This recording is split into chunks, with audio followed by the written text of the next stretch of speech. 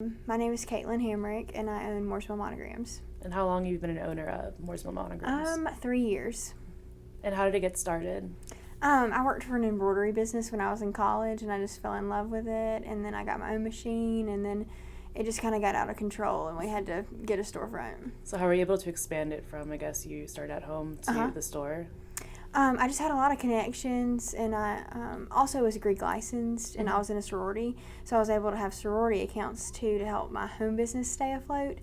And then I had so many connections through where I used to work that I was able to open my own business, and I think that's what really helped me, be able to, transition from home business to storefront, was that I had so many customers already that I could support me. And commercial accounts are what really keep a business afloat, like the bigger accounts.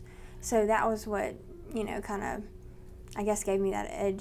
Our biggest advertising thing has been word of mouth. Word of mouth. Yeah, just people saying like, oh, I got this from Monograms, and then that means somebody else comes in and gets it. It's amazing how just like that little word of mouth can, translate into somebody else shopping at your store. And do you think that helped more than social media for your business? Oh, for sure. Word of mouth is the biggest advertising tool, for sure. Yes, we do have a public Instagram. We do not have a public, we have a public Facebook, but I don't use it just because Facebook has it where if you have a business account, people don't see, they like flag your account where it doesn't pop up on people's news feeds as much unless you sponsor it.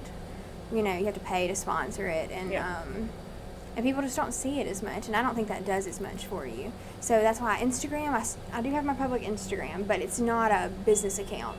It's just a regular Instagram account. And I think that helps too because they kind of, flag it where you can't see it as much unless you sponsor it if you have a business account. So that's how they make their money. And how often do you post on Instagram? Every morning and every night I try to. Sometimes I'll randomly do it during the day if I just can't wait. But your biggest time where people see it is early in the morning or late at night when they're laying in bed. Yeah. So that's when I try to post. Right. So anything that can be personalized, we try to do it or carry it. Do you think personalization is a big trend currently? Oh, yes. I think it's always been a big trend, but I think now people can really get, I think whereas before, like internet and things, people couldn't always get their hands on it. Yeah. But now that there's the internet and there's Instagram and there's Facebook, I just feel like there's so many ways for people to get their hands on something that's personalized, and I think it's a huge deal because, there's nothing like a personalized gift. Yeah. Right now, we kind of have all that we can handle, but, we do it. Not only do we do embroidery, we do koozies and cups and paper products that are printed. What else do we do that's just not really embroidery?